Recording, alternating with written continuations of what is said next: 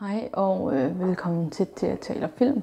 Ud fra navnet kan I nok gætte, hvad mit navn er. Så hej, jeg hedder Thea, og jeg har glædet mig rigtig meget til at komme i gang med den her kanal, hvor jeg vil komme til at tale om film.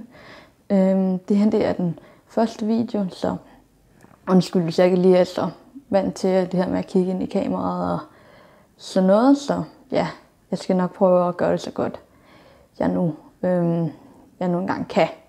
Men det her det er bare en lille introduktionsvideo til, hvad I kan forvente at se på den her kanal. Kommer primært til at være anmeldelser af film. Ja, I kan nok, i forhold til det med, hvilke film, der kommer til at blive anmeldt, det bliver nok de fleste former for film, bortset fra gyser, fordi jeg simpelthen er for bange til at se gyser, og det synes jeg selvfølgelig er ærgerligt, fordi så får man ikke den her fulde genre ting af film. Men altså, jeg har set en gyserfilm i biografen en gang, og det er ikke noget, jeg har tænkt mig at gøre igen, i hvert fald ikke lige umiddelbart. Så måske heller ikke den bedste af slagsen, men det kan være, at det kommer på et tidspunkt, men det er i hvert fald ikke lige nu. Men i hvert fald, så det bliver nok stort set alle former for film, bortset fra,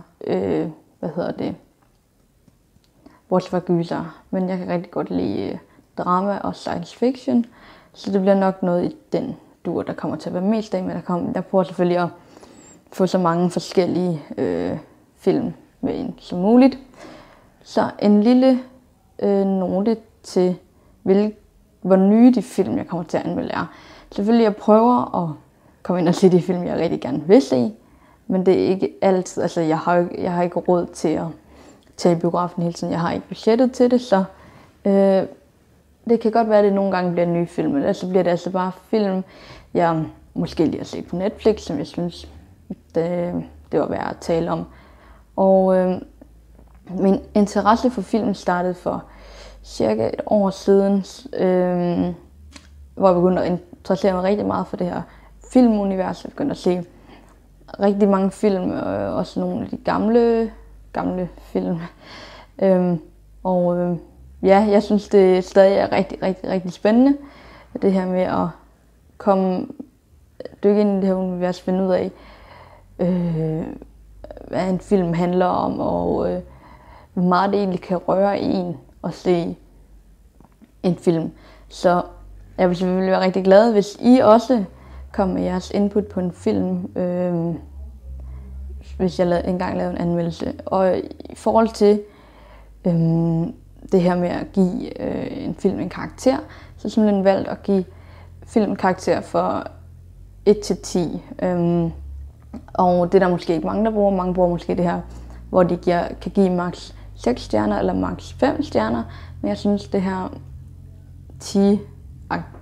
10-tals-system, hvis man kan kalde det, synes jeg i hvert fald bedre om, så at der kommer måske nogle lidt bredere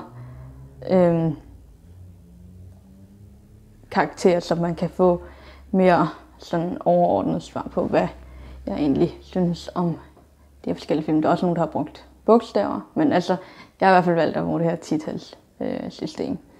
Og hvad kan man sige?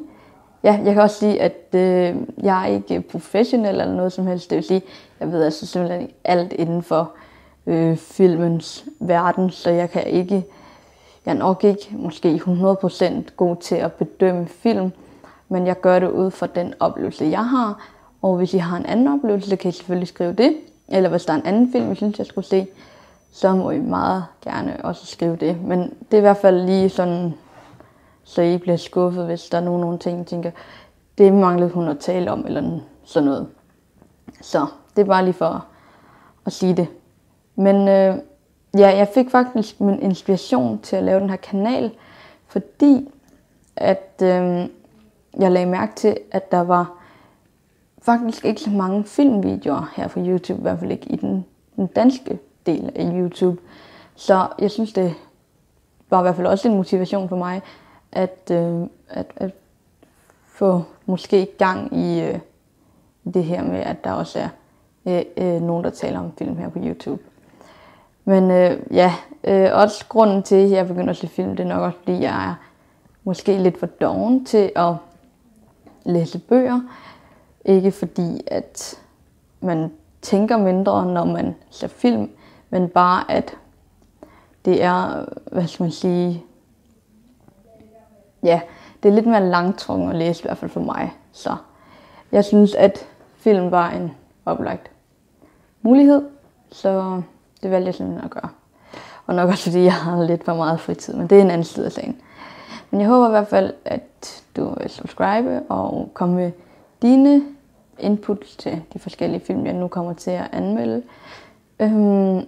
Og ja, det er sådan set det for den her første video. Jeg tror det næste anmeldelse, der kommer op, det er fordi, at jeg har ventet på den her mikrofon, så jeg kunne optage bedre lyd, i stedet for det, der sidder i kameraet, fordi det er i hvert fald ikke særlig godt.